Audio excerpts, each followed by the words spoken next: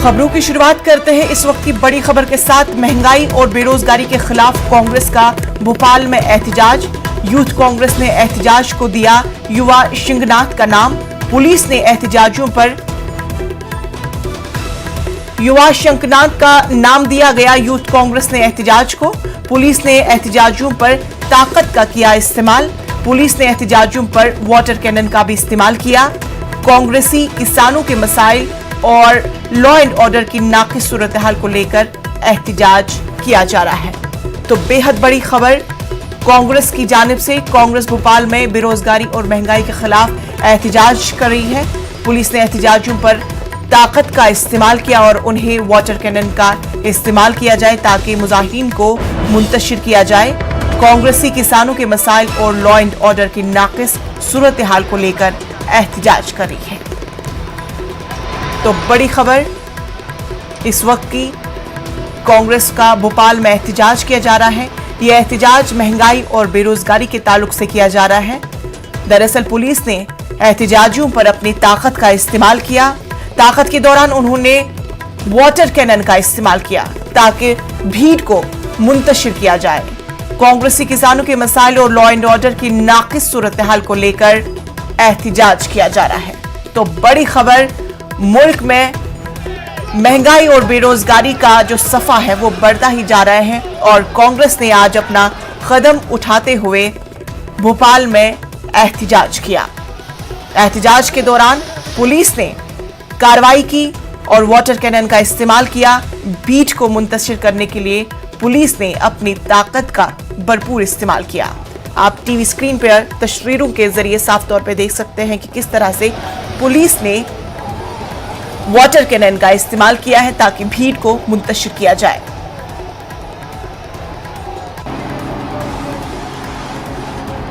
बेहद बड़ी खबर भोपाल से। महंगाई और बेरोजगारी के खिलाफ कांग्रेस ने भोपाल में एहतजाज किया। तस्वीरों में साफ तौर पर आप देख सकते हैं कि किस तरह से पुलिस ने, देखिए ये सरकार की पूर्णतः गुंडागर्दी है। हमारे युवा साथियों के साथ यहाँ लाठीचार्ज किया गया, मारपीट की गई है, वाटर कैनन यूज किया गया है। कि मध्य प्रदेश की युवाओं की आवाज दबाना चाहती है सरकार। इसको लेकर आज हमारे युवा साथियों ने संकनाद किया है। मध्य प्रदेश में 23 में सरकार बनाएंगे और सरकार युवा की मदद करने वाली सरकार बनाएंगे। ये सरकार पूर्णतः गुंडागर्दी दादागिरी कर रही है। मध्य प्रदेश के अंदर युवाओं के बेरोजगार को रोजगार को बेचने वाले, व्यापम करने वाले, आदिवासियों पे अत्याचार, किसान के फसलों के दाम नहीं देने वाले जो किसान विरोधी, नौजवान विरोधी सरकार है, इसके खिलाफ संकनाद किया है। पूरा स्पष्ट है, या तो इस प्रदेश के नौजवानों को रोजगार दो, किसान को फसलों के दाम दो, नहीं तो कि ये खरीदे हुए जनादेश की सरकार के गद्दी छोड़ो। इसके खिलाफ युवाओं का संकनाद है और जिस बर्बरता के साथ ये व्यवहार करते हैं, हम कोई आतंकवादी नहीं, नौजवानों की आवाज है। ये लाठी आंसू गैस के गोलों से डरने वाले नहीं, ये राहुल। इस पूरे मामले पर हमारे साथ बात करने के लिए हमारे नुमाइंदे भोपाल से हमारे साथ जुड़ चुके हैं। मेहताब आलम, आपसे जानना चाहेंगे, आखिरकार कांग्रेस ने अपनी मौजूदगी का एहसास दिलाया और कांग्रेस ने एहतजाज किया, तो अभी की ताजा तस्वीर। इंशा बता दें कि मध्य प्रदेश में दोनों पार्टियां, कांग्रेस पार्टी हो या भारतीय जनता पार्टी, दोनों पूरी तरह से इलेक्शन मोड में आ चुकी हैं। और परसों जिस तरह से सुप्रीम कोर्ट का जो ऑर्डर आया ओबीसी रिजर्वेशन के मामले को लेकर, उस पर देख रहे दोनों पार्टियां जो है उस पर सियासत भी कर रही है और सियासी घमासान भी जारी है। अभी थोड़ी देर पहले जो है इलेक्शन कमीशन की मीटिंग खत्म हुई है और उस पर दूसरी तरफ देखते हैं कि जो यहाँ पर यूथ कांग्रेस ने जो ऐलान किया था सीएम हाउस का घेराव करने का, तो यूथ कांग्रेस के लोग सीएम हाउस तक जाना चाहते थे लेकिन उनको बैरिकेटिंग करके पुलिस ने रोका और पुलिस की जो बैरिकेटिंग को तोड़कर जब आगे जा रहे थे तब वहां पर पुलिस ने वाटर कैनन का इस्तेमाल किया और उनको जो है यूथ कांग्रेस के लोगों को रोकने की कोशिश, जिसमें यूथ कांग्रेस के बहुत सारे लीडर जख्मी भी हुए हैं वाटर कैनन के इस्तेमाल की वजह से। उस पर लोगों की नाराजगी इस बात को लेकर है कि वो जो है यहाँ पर आदिवासियों के मामले को लेकर, ओबीसी के मामले को लेकर और यहाँ पर अमन कानून की जो नाफिज सूरत हाल उसको लेकर जो है सीएम से मुलाकात करना चाहते थे लेकिन वहां पर पुलिस ने उनको जाने नहीं दिया। दोनों का टकराव हुआ है। उस टकराव को भारतीय जनता पार्टी अपने अलग एंगल से देख रही है कि कांग्रेस के लोग लॉ एंड ऑर्डर के मामले को नहीं मानते हैं। वहीं पर कांग्रेस की अगर बात करें तो कांग्रेस का ये कहना है कि यहाँ पर जो खरीदी हुई सरकार है वहां पर पूरी तरह से मैंडेट को खो चुकी है और वो चाहते हैं कि जो यूथ के रोजगार का जो मामला है, आदिवासियों पे जो जुल्म और ज्यादती का मामला है, वो आवाज जनता की वहां तक पहुंच सके। इंशाअल्लाह। जी मेहताब, ये भी आपसे जानना चाहेंगे कि अगर कांग्रेस ने इस तरह का अपना कदम उठाया है, क्या आपके तजुर्बे के हिसाब से इस कदम से हुकूमत पर कोई असर पड़ेगा? इंशा यहाँ पर बात इतनी समझने की है कि मध्य प्रदेश में 230 असेंबली की सीटों में से 120 सीट ऐसी है जिस पर ताल्लुक राष्ट्र तौर पर ओबीसी से होता है और ओबीसी वोटों पर जो, क्योंकि यहाँ पर मध्य प्रदेश में वो जो है 52% से ज्यादा और दोनों पार्टियों की नजर ओबीसी वोट पर है। और आज का भी जो प्रोटेस्ट हुआ है ओबीसी वोट जो है आदिवासियों के मसाइल को लेकर ही है और लोग दोनों पार्टियां ओबीसी तक पहुंचना चाहती हैं। और कांग्रेस ये चाहती है कि जिस तरह से सुप्रीम कोर्ट में हुकूमत को फटकार लगाई गई है और ओबीसी रिजर्वेशन के बगैर जो है इलेक्शन करवाने का जो है सुप्रीम कोर्ट ने काम जारी किया है। और इसी के बीच जिस तरह से कमलनाथ ने 27% ओबीसी को टिकट देने के ऐलान कर दिया है, तो कहीं ना कहीं सीधे तौर पर कहा जा सकता है कि भारतीय जनता पार्टी और कांग्रेस दोनों ओबीसी वोटर्स को ही रिझाने में लगी हुई है और दोनों कहां तक कामयाब होंगी ये आने वाला वक्त बताएगा। बिल्कुल मेहताब आलम, अब आने वाला वक्त ही बताएगा कि कांग्रेस के इस इक़दाम की वजह से सरकार पर किस तरह के असरात मुरतब हो सकते हैं। तफसीलात के लिए बेहद शुक्रिया। राजीव कुमार मुल्क के नए चीफ इलेक्शन कमिश्नर होंगे, इस हवाले से नोटिफिकेशन जारी कर दिया गया है। राजीव कुमार नीति आयोग के वाइस चेयरमैन रह चुके हैं। अप्रैल में ही वो इस ओहदे से सबकदोश हुए हैं।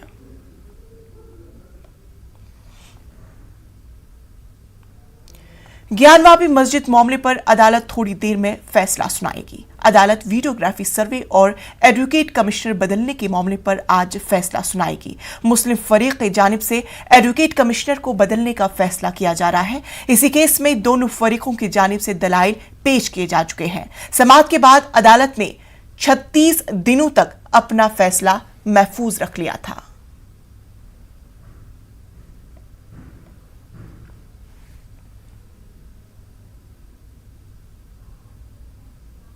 दिल्ली में म्युनिसिपल कॉरपोरेशन की इन्हदामी कार्रवाई जारी है। आज शिमाली और जनूबी दिल्ली में मुख्तलिफ मकामात पर एमसीडी की टीमें कार्रवाई कर रही हैं। मदनपुर खादर में मकामी अफराद ने कार्रवाई की मुखालफत की और नारेबाजी भी की। आम आदमी पार्टी रुकने असम्बली मदनपुर खादर पहुंचे। उन्होंने कहा कि इलाके में कोई तजावुजात नहीं है। अगर तजावुजात का कोई मामला सामने आता है तो इसे हटाने में वो एमसीडी की तायद करेंगे। रोहनी और पटेल नगर में भी तजावुजात हटाए जा रहे हैं।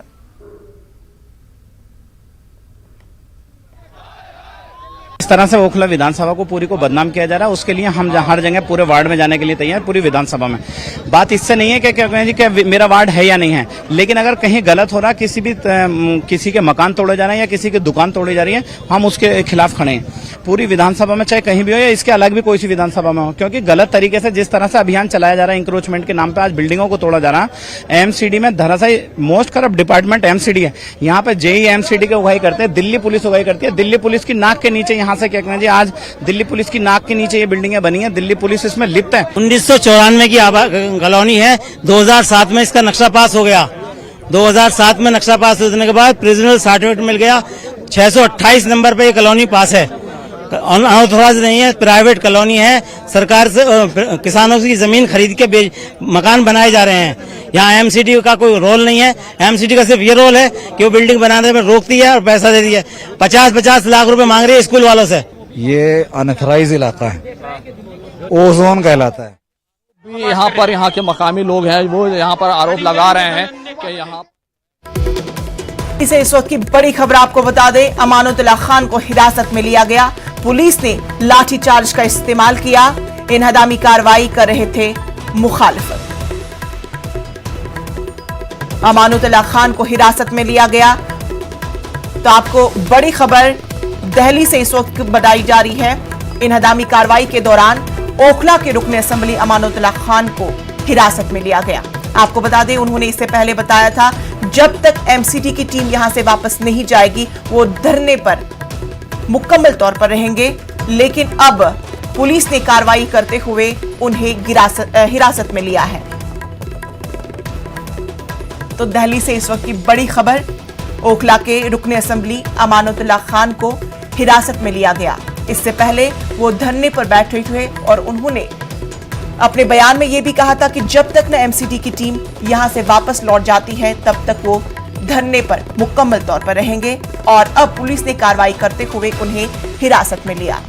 तो दिल्ली से इस वक्त की बड़ी खबर, अमानतुल्लाह खान को पुलिस ने हिरासत में लिया। पुलिस ने अपनी ताकत का इस्तेमाल किया, लाठीचार्ज किया गया, जिसके दौरान ओखला के रुकने असेंबली यानी अमानतुल्लाह खान को पुलिस ने हिरासत में लिया। तो बड़ी खबर दिल्ली से।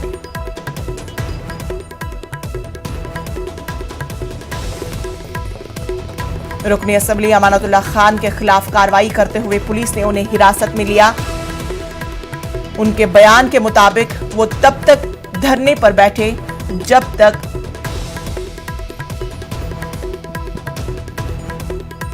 एमसीडी की टीम वहां से वापस लौट नहीं जाती। तो उनके बयान के बाद पुलिस ने अपनी कार्रवाई करते हुए उन्हें हिरासत में लिया। तो बड़ी खबर दिल्ली से, रुकने असेंबली अमानतुल्लाह खान को हिरासत में लिया गया था। तो जैसे कि हमने कल देखा कि जिस तरह से शाहीन बाग में उन्होंने अपनी होने का अपने सबूत दिया, वहां पे उन्होंने किसी भी तरह की कोई भी इनहदामी कार्रवाई नहीं करने दी वो वहां पे। तो इस पूरे मामले पर हमारे साथ खुर्रम शहजाद हमारे साथ जुड़ चुके हैं। खुर्रम शहजाद, बड़ी खबर, अमानतुल्लाह खान को हिरासत में लिया गया है, क्या कुछ है मजीद तफसील?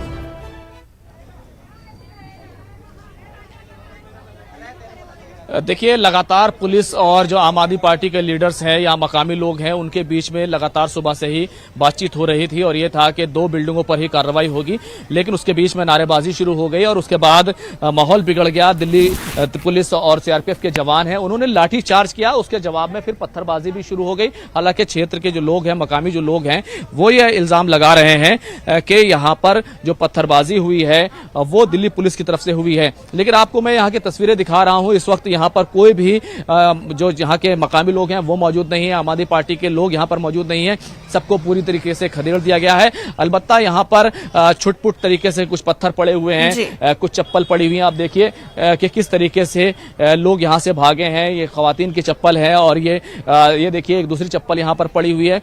जो निशान होते हैं वो यहाँ पर मौजूद हैं। देखिए इस तरीके से पत्थर पड़े हुए हैं। हालांकि ये टूटा फूटा रोड है और पत्थर वैसे भी यहाँ पर मिलते हैं, पड़े हुए हैं, वैसे भी पड़े हुए हैं। तो लेकिन यहाँ पर हमने ये जरूर है कि यहाँ पर पत्थरबाजी यानी कि पत्थरबाजी की घटना जरूर देखने में आई है। लेकिन इसी जगह पर जहाँ पर इस वक्त आपको सीआरपीएफ के जवान खड़े हुए दिखाई दे रहे हैं, बिल्कुल इसी जगह पर यहाँ पर नारेबाजी हुई, तकरार हुई। और क्योंकि अमानतुल्लाह खान और उनके जो साथी थे वो ये कह रहे थे कि उनको मौके पर ले जाकर दिखाया जाए कि कितनी बिल्डिंगों पर कार्रवाई हुई। 2 बिल्डिंगों की बात थी और अब एमसीडी का आमला वो वापस चला जाए। उसके बाद नारेबाजी होने के बाद यहीं पर लाठीचार्ज हुआ और लाठीचार्ज करने के बाद अमानतुल्लाह खान को यहाँ से हिरासत में लेकर पुलिस वैन में बिठाकर ले जाया गया है।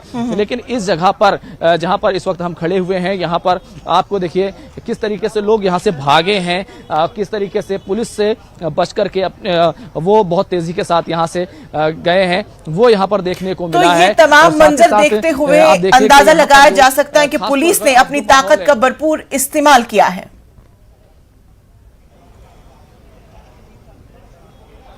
देखिए, सुबह से ही इस बात का खदशा जाहिर किया जा रहा था कि पुलिस अपनी ताकत का इस्तेमाल कभी भी कर सकती है, लेकिन यहाँ पर धूप में ही अमानतुल्लाह खान और उनके साथी धरने पर बैठ गए थे और वो कह रहे थे जब तक यहाँ से एमसीडी का अमला नहीं जाएगा तब तक वो यहाँ से नहीं जाएंगे।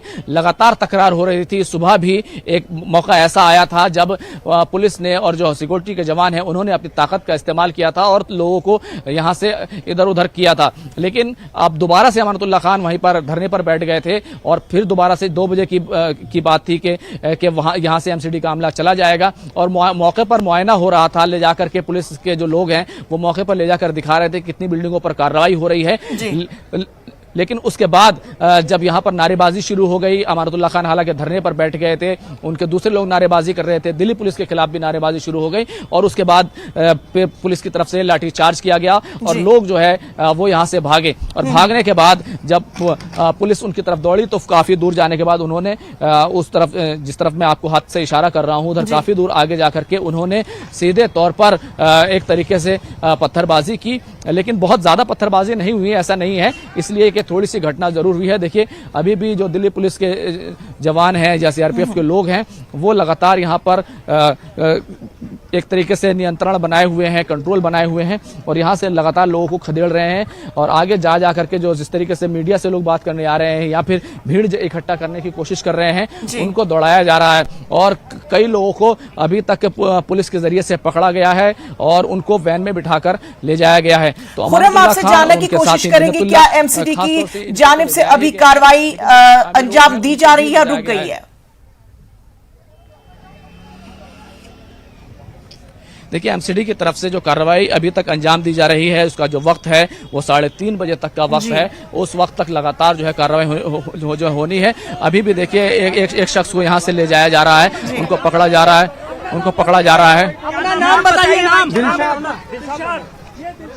तो देखिए दिलशाद है जिनको यहाँ से जबरदस्ती यहाँ से पकड़ कर ले जाया जा रहा है, हालांकि वो विरोध कर रहे हैं, मुखालफत कर रहे हैं कि उनको न ले जाया जाए। जाहिर सी बात है कि जिस तरीके का वाकया पेश आया है उसके बाद यही वो लोग हैं जिनके ऊपर तमाम इल्ज़ामात लगने हैं, जिनके ऊपर तमाम केस दर्ज होने हैं, जिन लोगों को ले जाया जा रहा है उन पर जो है एक तरीके से मुकदमे दर्ज होने वाले हैं।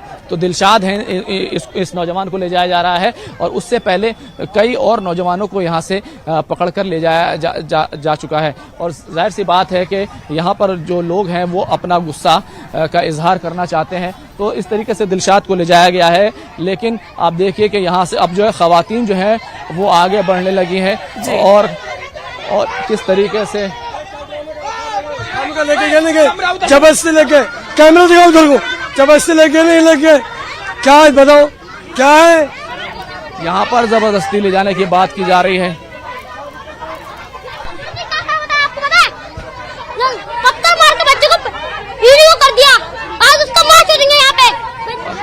तो देखिए यहाँ पर गाली गलौज भी कर रहे हैं। क्या आप कह रहे थे ना पत्थरबाजी हम लोगों ने किया, अभी आपने नहीं दिखाया, अभी आप लोगों ने दिखाया नहीं, उन्होंने किस तरीके से हमें भगाया, किस तरीके से मेरे भाई को लेके गए, अभी आप नहीं दिखाएंगे। जनता नॉर्मली बात कर रही है, वो लोग हमें मार रहे हैं, हमें भगा रहे हैं, हम कहाँ जाएंगे बताए? हमारे भाई को भी लेके, वो आपके भाई थे? जी हमारे भाई थे, वो हमारे भाई को पता नहीं क्या लेके गए। जी भाई हमारे भाई को पता नहीं कहाँ लेके गए, हमें यही नहीं पता।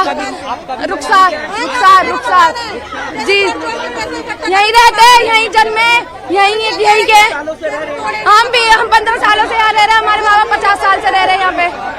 खवातीन का नंबर है, देखिए किस तरीके से सीआरपीएफ की जो खवातीन है वो महिलाओं को जो है आप पकड़कर ले जा रही हैं, उनको डिटेन किया जा रहा है। देखिए कि किस तरीके से अब ये जो कार्रवाई है वो अब महिलाओं तक जो है पहुंच गई है। आप देखिए कि एक महिलाओं को ले जाया जा रहा है और जो सीआरपीएफ की खवातीन है वो उनको लेकर जा रही है।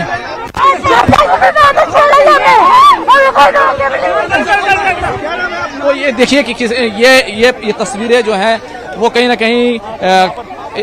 कहीं एक परेशान कर देने वाली हैं कि एक खातून को ले जाया जा रहा है और वो जबरन जो है उनको ले जाया जा रहा है, हालांकि वो यहाँ पर अपना विरोध दर्ज करा रही थी और उनको जो है पकड़ कर ले जाया जा रहा है। आप जो है तो ये पुलिस ने साफ तौर पर यहाँ पर एक तरीके से ये है कि यहाँ पर जो भी कोई नजर आएगा उसके खिलाफ कार्रवाई की जाएगी। तो ये इस तरह की तस्वीर है जो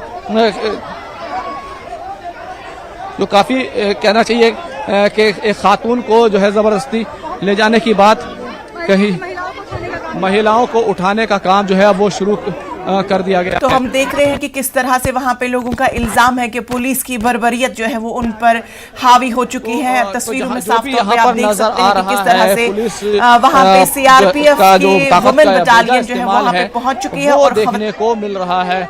और महिला जो है लगातार गुहार लगा रही थी और वो खातून लगातार कह रही थी कि उसने कुछ नहीं किया है, लेकिन उसके बावजूद जो क्योंकि वो मौके पर मौजूद थी और वो मौके पर मौजूद थी इस वजह से उसको यहाँ से ले जाया गया है।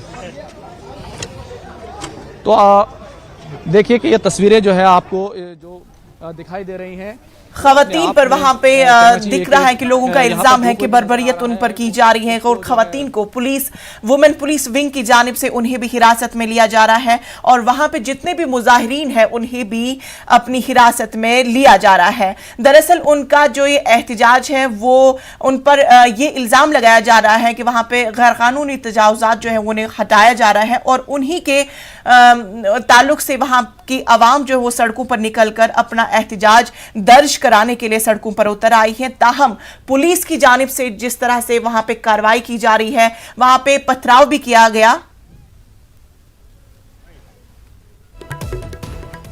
तो इसी के दौरान बिना वजह की बात तुम सबको मारोगे जाहिला जबान वैसे पुलिस वाले बनता कहीं को होने तुम जूती मारने लायक हो।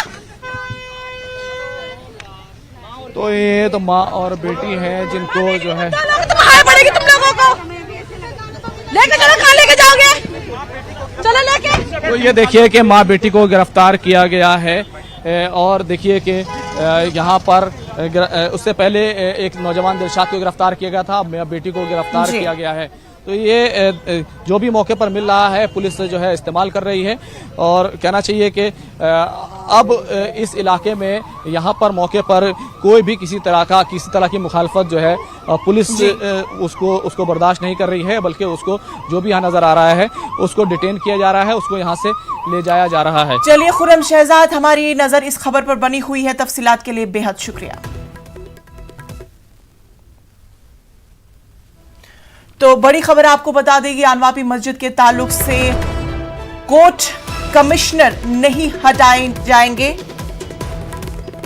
कोर्ट कमिश्नर के साथ 2 और वकील होंगे। 17 मई से पहले दोबारा सर्वे होगा। तो ज्ञानवापी मस्जिद में फैसले के ताल्लुक से इस वक्त की बड़ी खबर आपको बता दें, कोर्ट कमिश्नर नहीं हटाए जाएंगे, इस तरह से कोर्ट का फैसला आया है। कोर्ट कमिश्नर के साथ 2 और वकील होंगे। 17 मई से पहले दोबारा सर्वे किया जाएगा। तो ज्ञानवापी मस्जिद के ताल्लुक से इस वक्त की बड़ी खबर आपको बता दें। इससे पहले हमने बताया था आपको कि थोड़ी ही देर में फैसला आने वाला है और फैसले के अकॉर्डिंग कोर्ट कमिश्नर हटाए नहीं जाएंगे। कोर्ट कमिश्नर के साथ 2 और वकील होंगे और 17 मई से पहले दोबारा सर्वे किया जाएगा। उसके बाद से कोर्ट अपना फैसला सुनाएगा। फिलहाल 17 मई से पहले दोबारा सर्वे होगा और उसके बाद 2 और एडवोकेट कमिश्नर नियुक्त हुए हैं और नीचे और 17 तारीख तक एडवोकेट कमीशन की रिपोर्ट माननीय न्यायालय के समक्ष सबमिट की जाएगी। आज माननीय न्यायाधीश महोदय ने आदेश कर दिया जिसमें जिला प्रशासन, प्रदेश प्रशासन, जो भी पुलिस से संबद्ध पूरे प्रदेश स्तर के अधिकारी मॉनिटरिंग करेंगे। जिलाधिकारी इसकी मॉनिटरिंग करा के एडवोकेट कमीशन की कार्रवाई सुनिश्चित कराएंगे। 17 तारीख तक ये 2 और एडवोकेट कमिश्नर समेत इसको सबमिट करना है न्यायालय के समक्ष।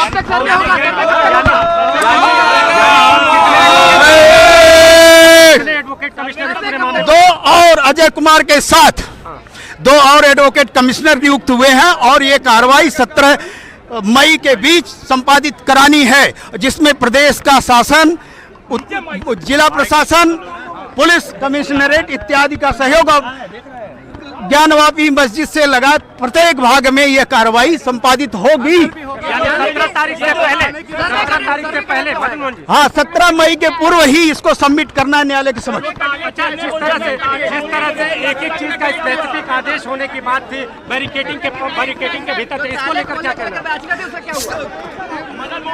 संपूर्ण बैरिकेडिंग के संपूर्ण भाग में इसको संपादित कराया जाएगा। बैरिकेडिंग के भीतर जाने के लिए किस तरह का एक कहा गया था कि अधिकारियों को लेकर एक आदेश, कौन कौन से अधिकारी मौजूद होंगे इसके बारे में? इसमें जिला प्रशासन, पुलिस कमिश्नरेट, उत्तर प्रदेश सरकार का गृह मंत्रालय तक को, गृह सचिव को कहा गया कि वो मॉनिटरिंग करेंगे इस संदर्भ में। और 17 मई तक माननीय न्यायालय के समक्ष एडवोकेट कमीशन की 2 और एडवोकेट अजय मिश्रा के साथ इस कार्रवाई को संपादित कराएंगे। 2 और है, उसको विस्तार से बताएंगे। सर, परिसर में कहां तक सर्वे होगा? संपूर्ण भाग में रकबा नंबर 91-30 के संपूर्ण भाग